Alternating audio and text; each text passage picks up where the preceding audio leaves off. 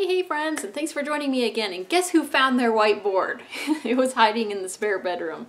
Yay, I found it. So anyway, today we are going to talk about the real cost of debt, because sometimes it can be a little bit deceiving the way that it actually looks on the paperwork or with the introductory interest rates. So first, before we can understand how this whole thing works when you borrow money versus how much you actually have to pay back, we have to understand the idea of compounding interest. So really quickly, for those that don't understand, compounding interest basically can work against you or for you depending on who's the one who actually has the money that's being lent.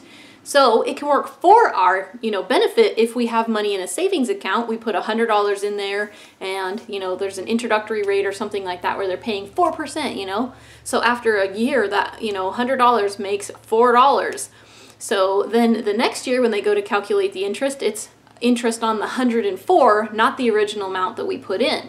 So you see what I'm saying? They're paying interest on the interest as well. And then when you keep it in there another year, it's interest on the interest on the interest. And this is definitely good. It helps keep, money flowing in faster that way. The problem is when we are being lent money, they charge compounding interest against us. And in addition, when we get paid, compounding interest, say we have a, checking account or something like that that makes some interest, they pay that out and, calculate it once a month. When we have a, furniture payment, a car payment, a credit card, a mortgage, they will actually compound the interest daily, which actually makes it to where you owe a whole lot more that way. So this is, how compounding interest works. It's not like, oh, you borrow $100 and at 4% interest, if you pay $1 a month, at the end of the whole thing, you pay $4. No, it's because of the compounding interest that we would pay so much more. And so the extra interest that we actually pay is called the actual interest paid, or interest rate paid. And hopefully this all makes sense. If it doesn't, I'll give some examples and then hopefully it'll clarify some things. So now that we understand the idea of compounding interest, hopefully there isn't too much glare on this board. Let's go ahead and look through some of the common ways that people borrow money and find out what that money actually costs them to borrow. So the first one is going to be a furniture payment. Let's say somebody goes and borrows $1,000 so that they can put some furniture in their new apartment or something like that. And the interest rate says it's 29.99%. I looked up online that these are typical, terms that people would end up having to pay, to borrow money like this. So nearly 30% interest, and for 3 years. So the actual interest rate paid on that money, because the total cost with all of the financing actually works out to be $1,526.29. So over $1,500 that we would actually have to pay back to borrow $1,000. Does that make sense? So while we think, oh, we're only going to pay 30% interest because of that compounding interest, the actual interest rate paid is 52.6%. So that furniture payment is, actually hurting us more than we think it's going to. So yeah, that's again, probably one of the most common, ways that we can end up having a lot of money that we end up owing. So let's move on to the next one. The next one is going to be credit cards. Credit cards, another common way that people will borrow money. So let's see, the credit card. Now for this one, I used Bankrate's credit card calculator, the true cost of paying the minimum. So there are different graphing calculators that you can actually find online for free, and that's actually how I put this all together. So the true cost of paying the minimum. Let's say somebody has a credit card and they have $4,000 on that credit card. Well, let's say they decide they want to pay the minimum and stop using the credit card. Frequently, this doesn't actually happen. People will either, pay the minimums, and then as their balance drops a little bit, they'll keep putting more money on it, which actually makes this amount higher. So do keep that in mind. So if someone were to say, I want to pay this off, I'm just going to pay the minimums until it's gone and not use the credit card anymore, here's how the scenario would play out. Let's say this credit card has an 18% interest rate. Frequently, credit cards have more like 20 or 25%, even as high as 30%. So this is definitely like best case scenario with it being this low, to be honest. Then the calculated payment is the interest rate plus 1% of the balance. Again, this is very, this can vary a lot from, person to person or from credit card to credit card. Sometimes the minimum payment can be calculated based on, the interest rate plus 2% or 3% or 5% of the balance, So do keep that in mind. Different credit cards are calculated differently. So let's say this one has a minimum payment of the interest rate plus the 1% balance. That means they would end up paying about $100 a month. It would take this person 251 months to pay this credit card off. That's a little less than 21 years that they're shackled to this debt.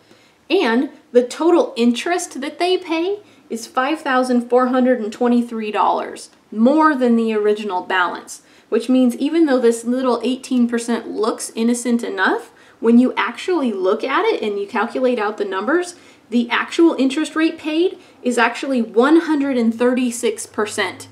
So this credit card debt is costing them a lot of money and keeping them in debt for a really long time, which is why I talk about paying debt off so much on my channel and why I feel like it's so important, because breaking free from this debt is so important in order to keep us from having all the stress of having all these payments and really being able to move on with our lives and being able to save money and have money for emergencies and be able to reach our other goals and things like that. So definitely keep that in mind. The actual interest rate on credit cards, when all you're doing is making the minimum payments, is drastically higher than it looks. Okay, the next one is going to be a car payment. So let's say somebody buys a new car and it's a $20,000 car and they get a 6-year loan with no money down and no trade-in. So they look at the paperwork and it says it's a 5% interest rate, which means at the end of the term, they're going to pay $23,423. So that means they paid a total of $3,423 in interest, which makes the actual interest rate paid, again, for this very, innocent looking 5% loan, the actual interest rate actually works out to be 16%, over triple what it actually was, looks like it's going to be. Again, this is a little bit alarming. Hopefully you're seeing the trend that these actual interest rates look innocent enough, but when you actually calculate how much you're actually paying, it's a whole lot more than it actually looks like. Now let's go on with the last scenario, and this is going to be a home loan, and this has something to do with another video that I'm working on, but I'm going to go ahead and throw it in with this video. The owl says it's noon. Thank you, owl. Okay, so let's go with the home loan next. Then this scenario, we're going to go with the $200,000 loan. We're going to say that they got a 30-year mortgage, which is the industry standard, and they've got an interest rate of 3.8%. 3.8% looks very innocent. In fact, the whole reason I'm even throwing this one on this whole scenario, and I was listening to somebody who was talking about their home loan, and somebody had asked them if they were going to pay off their home early. And what they said was, well, we have an interest rate that's below 4%, and when you're getting to borrow money for that cheap, why even pay it back? I mean, it's almost like borrowing free money. So my jaw about hit the floor, and I'm like, this is a person who's in the financial community and they're saying this. So that's why I really want to clarify this really quick. So this $200,000 loan at 4%, not even less than 4% interest. So that means the total cost that they would end up having to pay after paying just their minimum payment, so the mortgage payment for 30 years, means that they will have paid $335,491. $200,000 borrowed, and they pay $335,491. That is a lot of interest. That is actually $135,491 in interest that these people would end up paying. When you calculate out the actual interest rate paid, that means the actual interest rate for this mortgage is 67.7%. The actual amount that they're actually going to have to pay, 67.7. And the reason that this is so high is because the longer that you borrow money for, the more interest we're going to be charged. So even though this looks really low, 3.8%, it actually ends up being so drastically high, the amount that we actually have to pay. And so don't just take my word for it. I would highly recommend, if you want to go through and look up any of these scenarios for yourself, the way that you actually look this up, the way that you actually calculate these numbers is actually really simple. What you do is you take the total interest paid, not the total amount paid. So divided by the amount borrowed, so 135,491 divided by 200,000 equals a percentage. It'll be a decimal and then a number, and that number is actually going to be our percentage rate. So when I calculated it, it said 0.677, and then the numbers probably continued on from there. And so that's how you actually figure out your actual interest rate, so that if you're interested in looking through any of your debts, say you have a furniture payment, you have a car payment, you have a home mortgage, and you're just making the minimum payments, if you want to know how much that debt is actually going to cost you making those minimum payments for the entire life of the loan, you can figure out your actual interest rate.